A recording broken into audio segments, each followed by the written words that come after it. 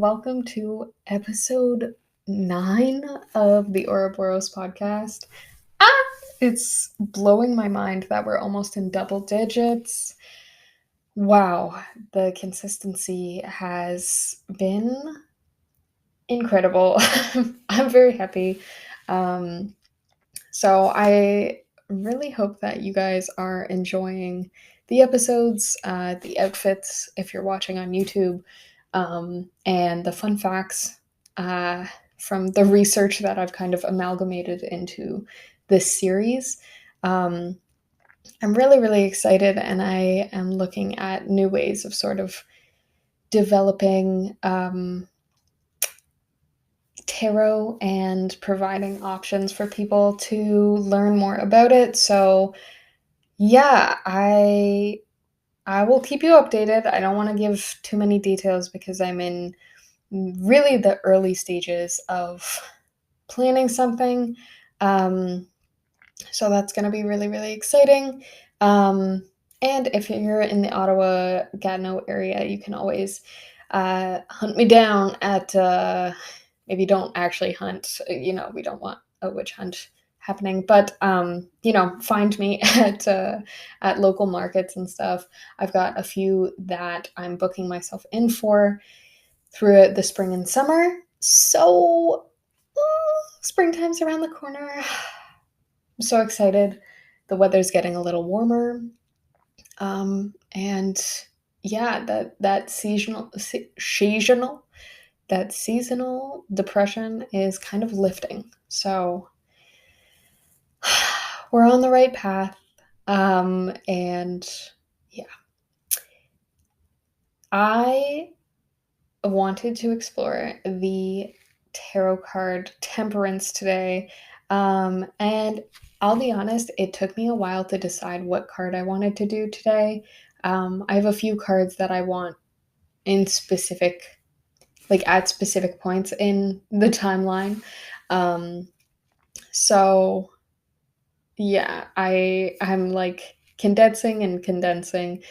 But there's only 21 cards and we're almost at halfway. So that's pretty wild. Yeah, I have decided that this is going to be like season 1 of our podcast. I forget if I've mentioned this in previous episodes, but for season 1, I wanted to explore the Major Arcana, and season 2, I'm mixing things up a little bit. Hopefully, I have some plans, and I'm really hoping that we can bring those to life. So, let's jump into the card for today. We are going to be talking about Temperance. I will, as usual, put a picture on the screen for anyone watching our visuals on YouTube.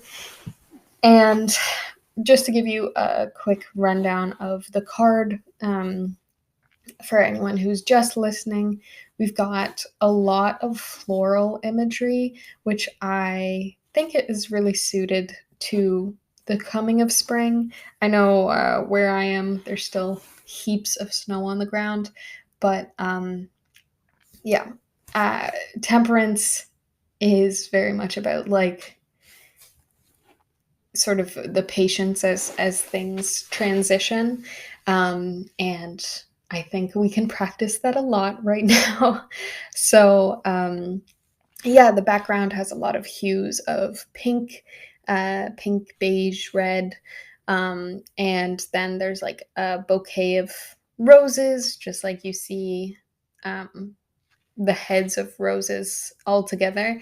Uh, and then we have more specifically 3 bleeding hearts, not anatomical, but the flower. And the first one at the bottom is sort of a closed bleeding heart flower.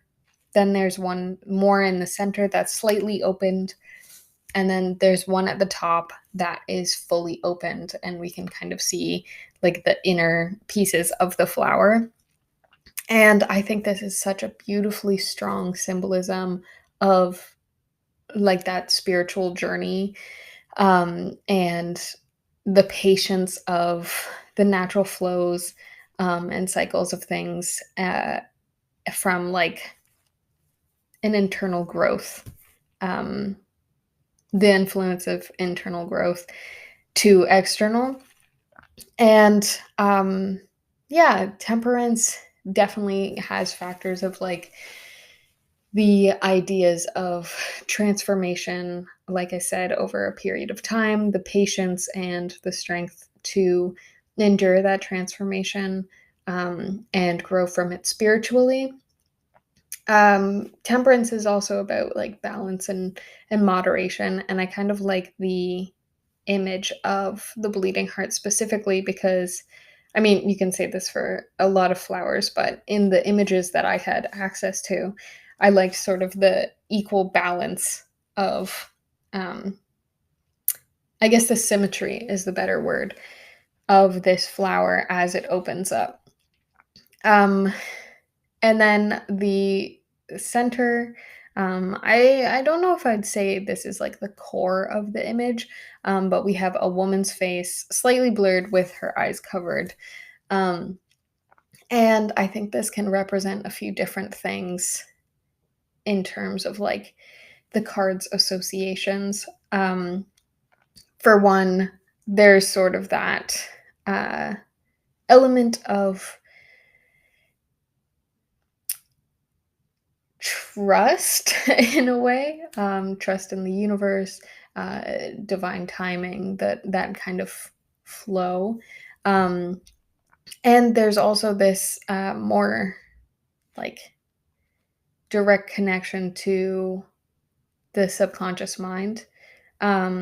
If we cover our eyes, we don't have visual access to our physical world, and we're more apt to go into our heads. Um, and sort of the one of the elements that I really love about the Temperance card is um, centralizing this idea of the unconscious mind meeting the conscious mind, like the intention of bringing that information forward, meeting in the middle, finding a balance between your physical self and your mental, emotional, spiritual self, um, and having everything work together.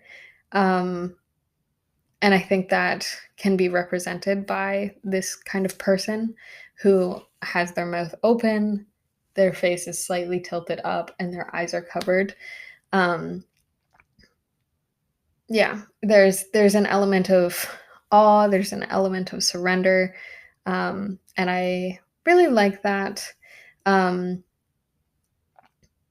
Yeah, so there's a lot of pinks in the card, and I really like the color pink. Maybe I'm in my pink phase, my pink era. Um, but this card I find really resonates with a lot of people. Whenever I bring it to markets, a lot of people pick it out.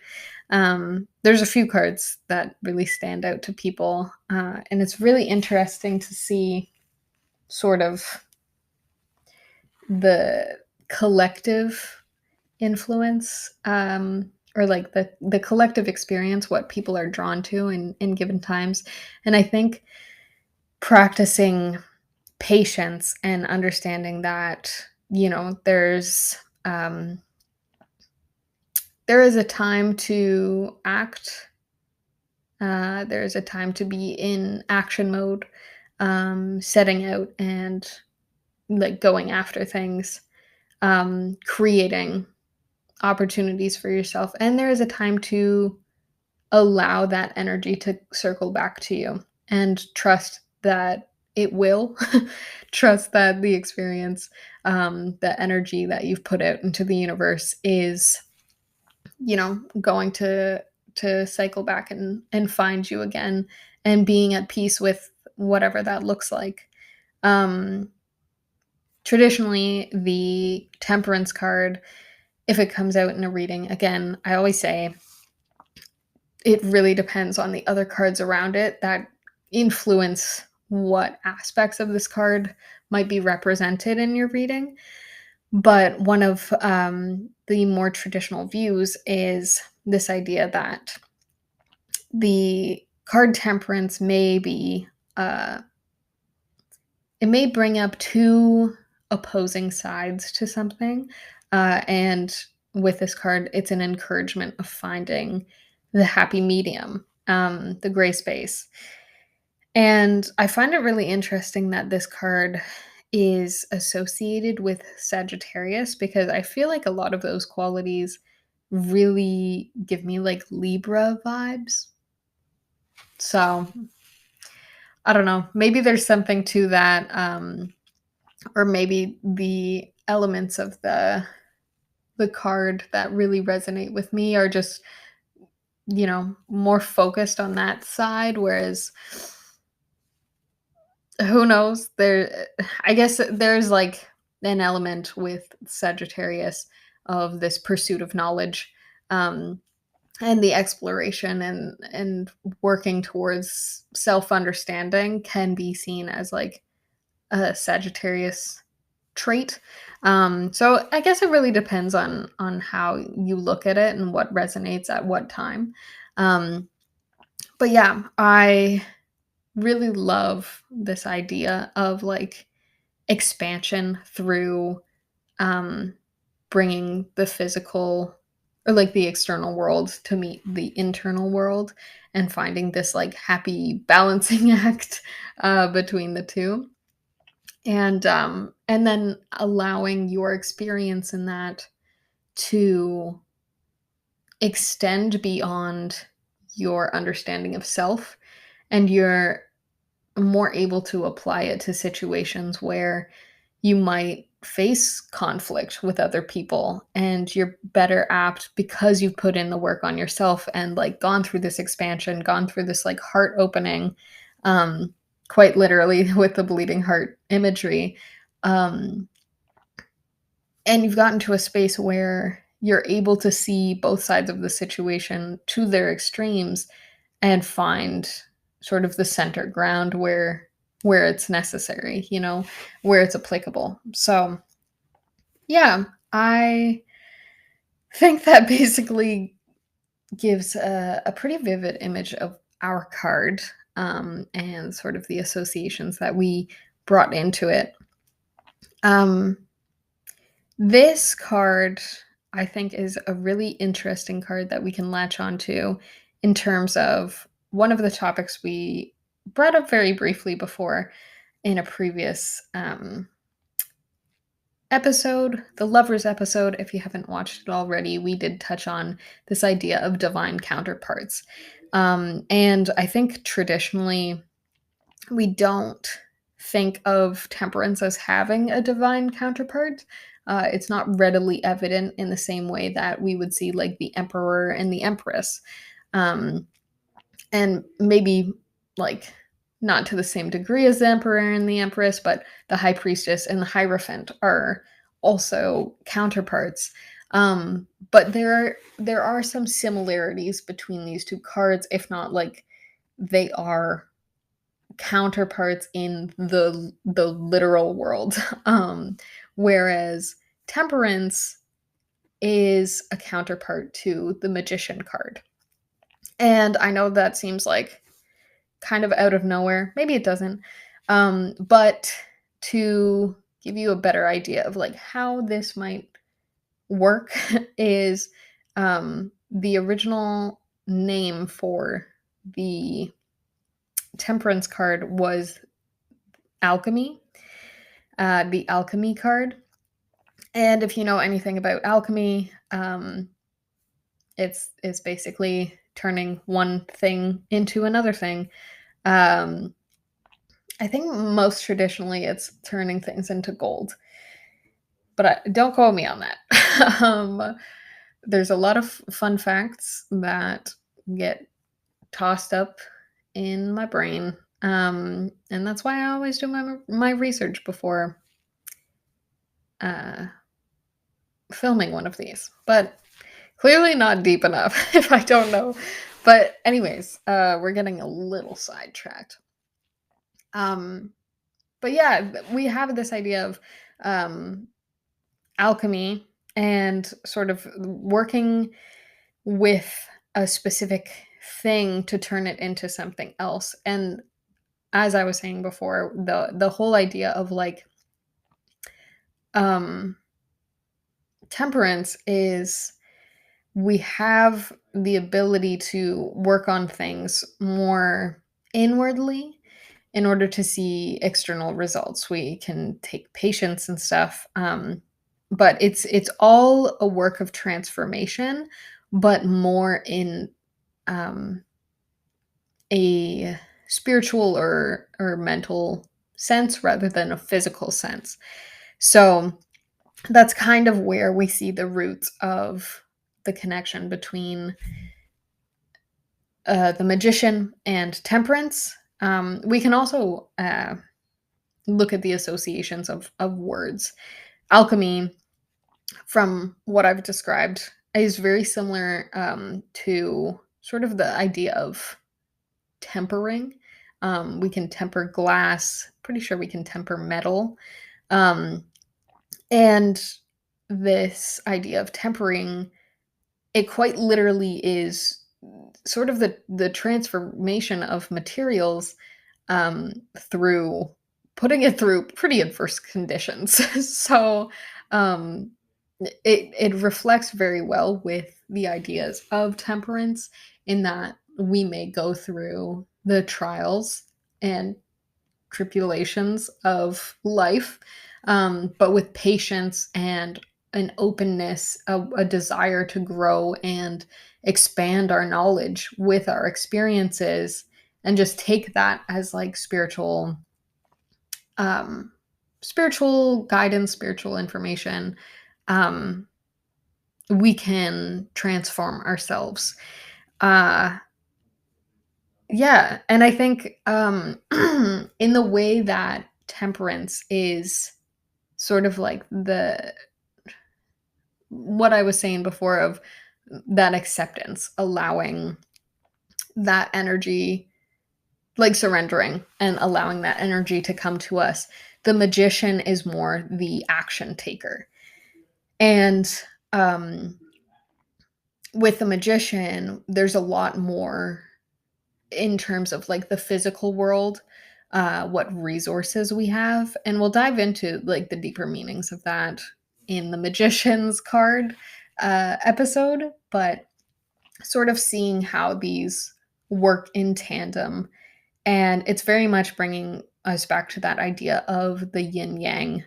And I think there's a lot of discussion about like especially with counterparts, there being a masculine and a feminine card. And I think more traditionally, the idea of temperance has been seen as a woman or the feminine. A lot of depictions have had a woman with two cups pouring water into each other, um, which is very much a visual of alchemy. That that transformation, the blending of two different spheres of ourselves to find this balance of both. Um, Although I will say in some depictions it has been Archangel Michael, but more traditionally we see a woman on the card, and for the magician we see a man. And I think this really does a disservice in terms of like what we can learn, because energy isn't a gendered thing. Um, and I think it's polarizing. It like it creates a lot more separation than it needs to, because both of these things work harmoniously together, and without one like interacting with the other, we don't see the cycle moving. And we have these things within ourselves, and it's beyond gender. So the magician is action, it's external resources, it's yeah, our connection to the outside world and what we can do to manipulate our circumstances in a positive or negative way, in order to reach a higher version of ourselves. Whereas temperance is the inner work that we can do, the patience, the allowance of us to be in flow with the timings of the world around us, of nature, and of our spirit. So there's a healthy balance between the two of them, and that's what makes them good counterparts. So we will be continuing to explore counterparts, and of course, we'll be doing a whole episode on the magician and sort of a deeper kind of breakdown on the different aspects of that card. And I'm sure temperance will come up again because, yeah, the two go hand in hand, even though they're kind of at opposite spectrums of the major arcana in order. But I think it's really interesting to see this kind of hierarchy, um, not necessarily in terms of like power or status, but just in terms of like the journey, having a good grounding of our physical world often comes before our able or our ability to really take a look at our spiritual selves and understand ourselves and our personal transformations, and what we can and can't control. That comes later. So um, yeah, but I think it's really important um, for us to understand how things work together, how things um, appear within us in our own personal journeys at various points in our lives. And I think the temperance card is one of those moments where it's like it's okay to sit back and let that stuff register. You don't have to be actively present in the physical world in order for good things to come to you. Sometimes you can just sit back and let it happen, and that might be your purpose for a little while, and that's completely okay. That's part of the journey, baby. Um, so yeah, I'm very excited to dive more into counterparts, like I was saying, and I will be doing this, especially with the cards that I mentioned before, the High Priestess and the Hierophant, and then the Emperor and the Empress. And I really want to discuss sort of our, um, I guess, gendering of these things, because I think uh, I'm not sure it has as much of a place as we keep making space for in these conversations. So I think we'll unpack that in some future episodes, but that is where we're gonna end off today. Thank you so much for watching today or listening. I really appreciate you guys sticking around for 9 episodes. Wowee. Really, really grateful that I get to talk about something that I'm so interested and invested in for so long. And yeah, thank you for providing this opportunity. So, without further ado, I will let you guys enjoy your week, and I'll talk to you next week. Thanks. Bye.